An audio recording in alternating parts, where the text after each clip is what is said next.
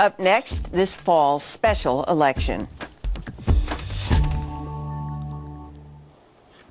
On the November ballot, in addition to San Diego's choice for mayor and 2 city council seats, will be Governor Schwarzenegger's reform initiatives. The governor called the special election to take his reform measures straight to the voters, since he wasn't having much luck with the legislature.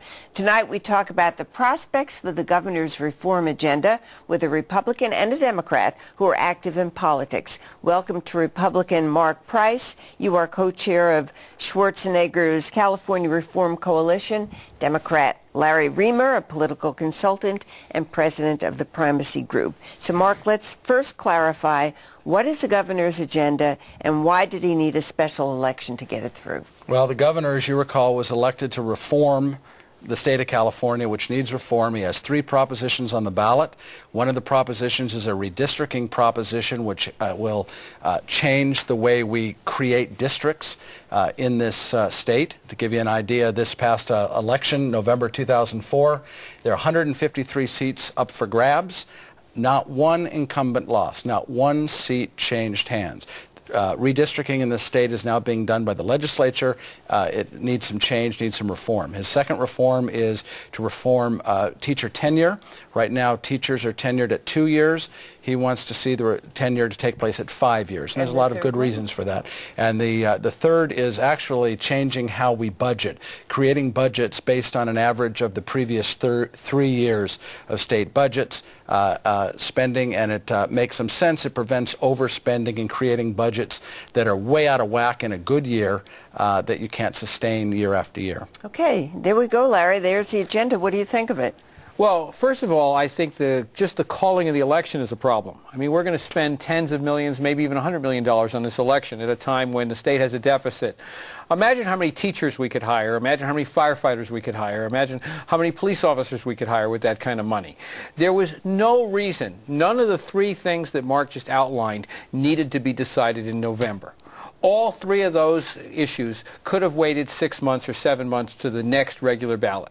So I think the calling an election is a problem to start with. And I think that the reason the governor called the election is because he's in political trouble, that he doesn't know how to work with the teachers and the firefighters and the others in the political process to build coalitions, to work with people, and to push a reform agenda.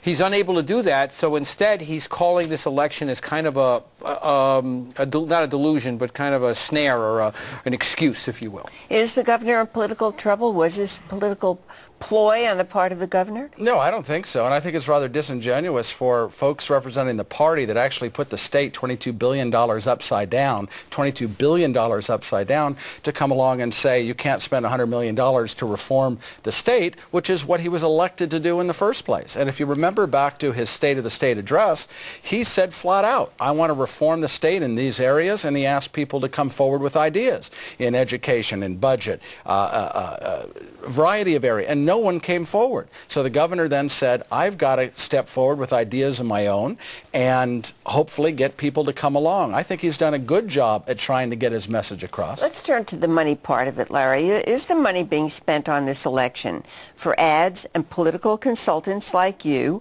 as well as for the election itself? Is this well-spent money? I mean, it does give people a chance to vote on these issues. Well, before you even look at how it's spent, and now this is different than the money the state is spending to have the election. Now we're talking about the money is going to be spent on behalf of the measures pro and con. We're talking about maybe $200 million that's going to be raised on both sides or on all sides of these many issues that are on the ballot. The governor himself, when he was first elected, he said, I'm not in the pocket of special interests. I'm not going to take their money. He's going out and he's raising money from the biggest special interests in the country. Just the other day, he was at Fenway Park for a ball game holding a pre-thing where, not a ball game, it was a Rolling Stones concert, holding a pre-little party to raise money at $50,000 and $100,000 a crack from big corporate interests. These interests are the ones that are spending the money. Put aside, people like me who work on either side of the election. These interests are spending the money. They're spending it to curry favor with the governor. And I think that's a problem. It's interesting. The governor has $40 million.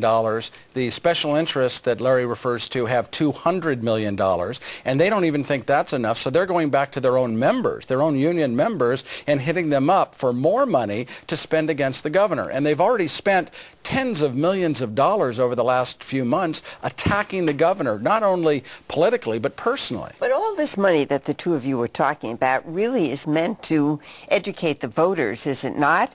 Are the voters engaged, or have they had too much of the coverage of the governor coming to them for decision-making? Has the governor just come too many times? I would like to believe that in a perfect world, the money would be spent to educate the voters. But I think it's being spent, especially on the special interest side, to sway the voters. To have folks come out and say the governor stole $2 billion. What nonsense that is. That is disingenuous. It's not even close to real, A.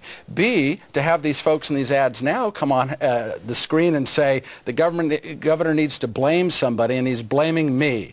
Well, what a bunch of nonsense that is. The governor is trying to reform a state that was $22 billion in the red. I guess my question, and let me turn to you on this, Larry, and I have a feeling that your answer we all know now, is the governor going too often to the voters and asking them to make the decisions?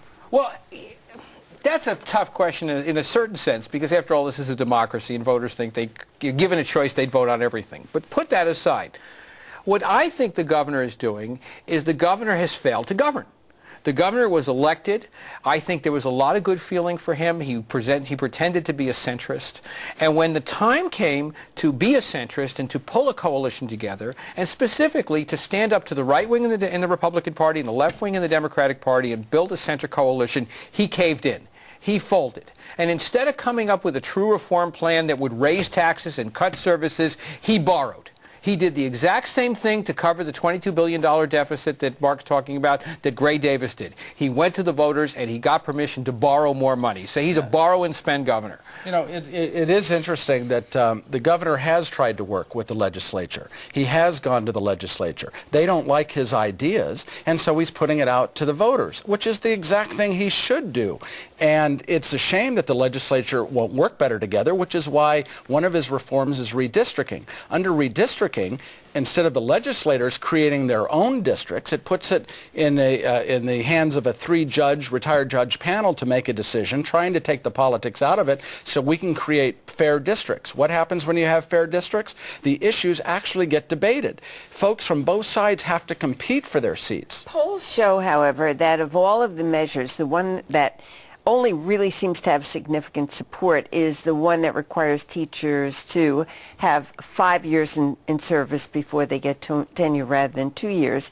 What chance do the two of you think the governor has of getting voter approval for his ballot measures? I'll start with you, Mark, and then go to Larry. I'd like to think he has terrific opportunity to, as soon as he starts getting his message out there. If you noticed, he hasn't spent his money yet because he has so little money compared to what they have. So he's waiting until he gets closer to the election to get his message out. And I think once he does, people are going to see. To me, it's a no-brainer. I actually can't see why Larry here would even find anything wrong with these propositions. What do you find wrong with a proposition that forces the legislature to make decisions based on the money that they have, as opposed to spending our children's and our grandchildren's money?